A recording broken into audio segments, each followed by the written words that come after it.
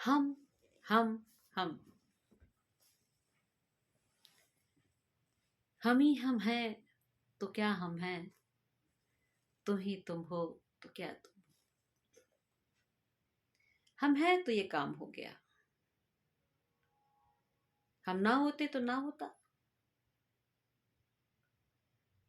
हमने किया इसलिए हो गया, क्या हम ना करते तो ना होता।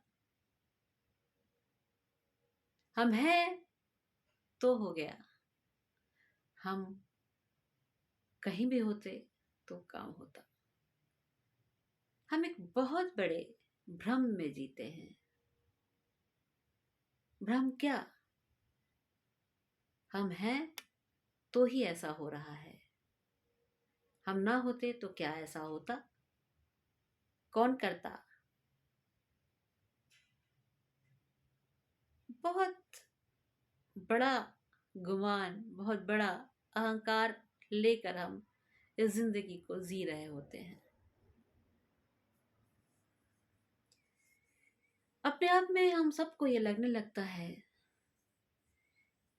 कि जैसे हमसे ही दुनिया चल रही है,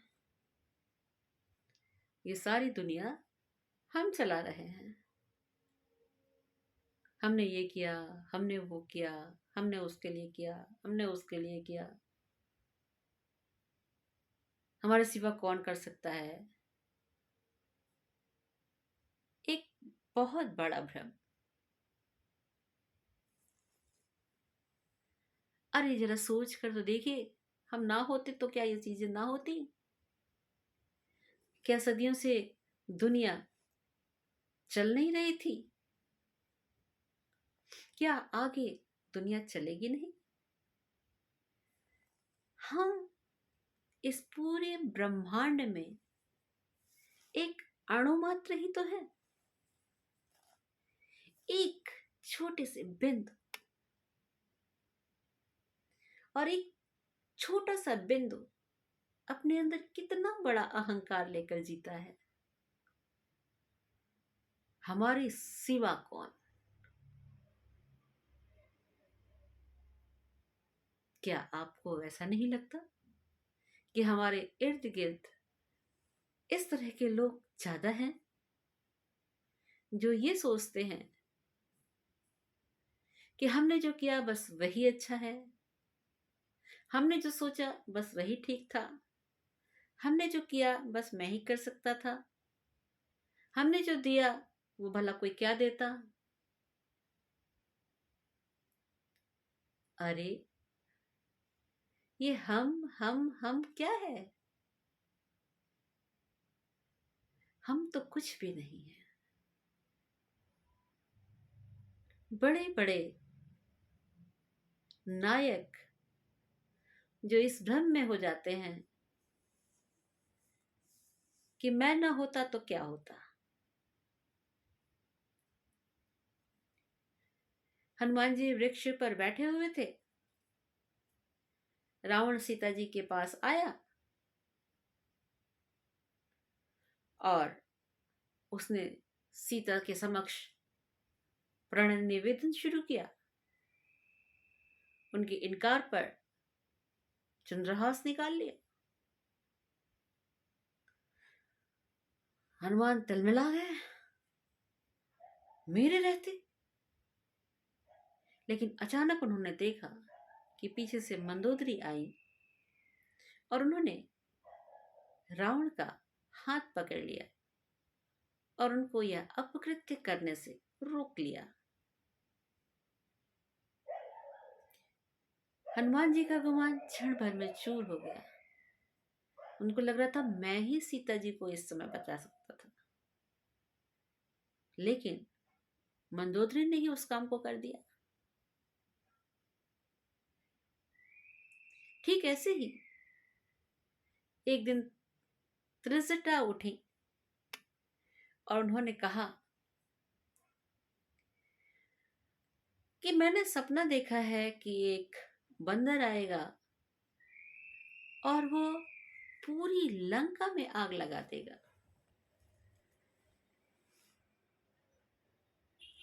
जब त्रिजटा जी ने ऐसा कहा तो हनुमान जी ने सोचा कि राम जी ने हमें यह आदेश तो दिया ही नहीं है कि मैं लंका में आग लगाऊं। मैं ही बंदर यहाँ हूं इस समय, लेकिन लंका में आग लगाने की आज्ञा तो भगवान राम ने दी ही नहीं मुझे। उसी समय जब उन्हें पकड़कर रावण के दरबार में पेश किया गया और रावण ने उनकी पूंछ में को तेल में भिगोकर आग लगाने की का आदेश दिया, तो आग लगते ही हनुमान जी ने पूरी लंका, सोने की लंका जला डाली। लंका जलकर राख हो गई।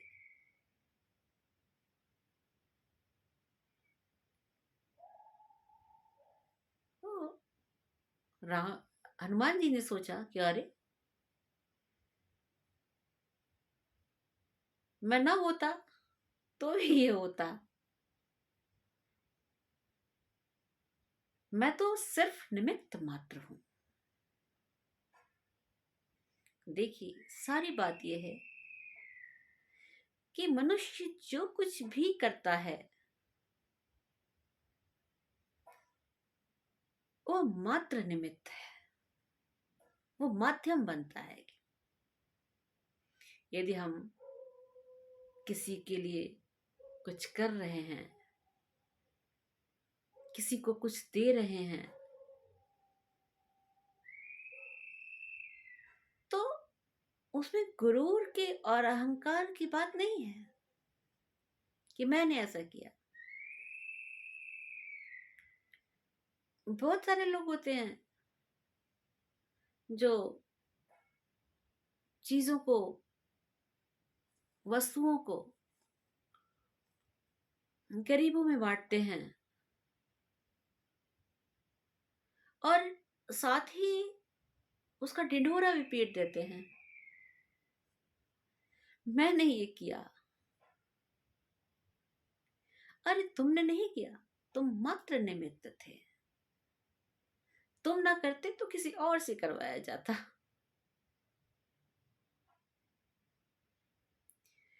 हमारे यहाँ कहा भी जाता है कि जब हम किसी को कुछ देते हैं या किसी के लिए कुछ करते हैं, और स्पेशली दान की जो प्रक्रिया होती है उसमें तो कहा जाता है कि यदि दाहिने हाथ से दिया है तो उसकी खबर बाएं हाथ को भी नहीं होनी चाहिए। और हम देखते हैं कि मंदिरों के पत्थरों पर नाम खुदे होते हैं, इतने 100, इतने 1000, इतने लाख।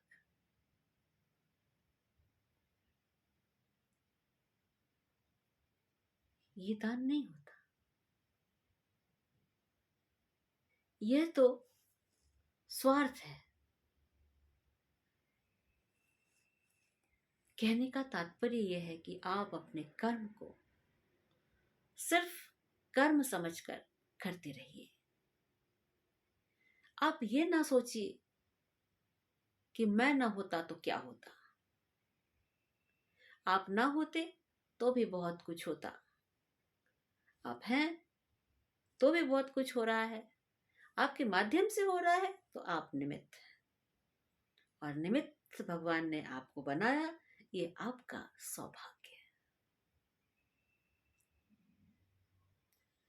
सो अगर कभी अपने मन के अंदर ये भाव आ जाए, आपके मन के अंदर ये भाव आ जाए कि मैं ना होता तो क्या होता, मैं ना होता तो परिवार का क्या होता, मैं ना संभालता तो क्या होता, तो आप भूल जाइए कि आप ना होते तो क्या होता। हो सकता है बहुत अच्छा भी होता। यहां तो सब कुछ चलता रहता है। ये एक शाश्वत चक्र है, पहिया है जो घूमता रहता है। हम आते हैं, हम चले जाते हैं, हम कार्य करते हैं, हम निमित्त होते हैं। ये दुनिया एक रंगमंच है और इस रंगमंच पर हम सभी अपना अपना किरदार निभाने के लिए आते हैं। कभी हम बहुत अच्छा निभा जाते हैं, कभी नहीं निभा पाते, लेकिन उससे भी कोई फर्क नहीं पड़ता, क्योंकि ये आने और जाने की प्रक्रिया चलती रहती है। आप के अंदर ये भावना होनी चाहिए कि आप आए हैं, इस जग में आए हैं, इस संसार में आए हैं, ये आपका बहुत बड़ा सौभाग्य है। इसीलिए कहते हैं हम कि माता और पिता के ऋण से तो हम कभी ऋणी नहीं हो सकते, क्योंकि उन्होंने हमें ये दुनिया दिखाई है। लेकिन कभी अपने आप को सब कुछ मान मत लीजिए। जिस दिन आप अपने आप को ही सब कुछ मानने लगते हैं, आप भगवान की सत्ता को चैलेंज करने लगते हैं, तो आप एक बहुत बड़े भ्रम में जी रहे होते हैं। आप निमित्त मात्र हैं और अपने आप को निमित्त मात्र ही समझते हुए कार्य को करते रहिए। सबका भला कीजिए, सबके लिए आगे बढ़िए, लेकिन कभी यह ना सोचिए कि मैंने ही किया, आपके माध्यम से हुआ। बस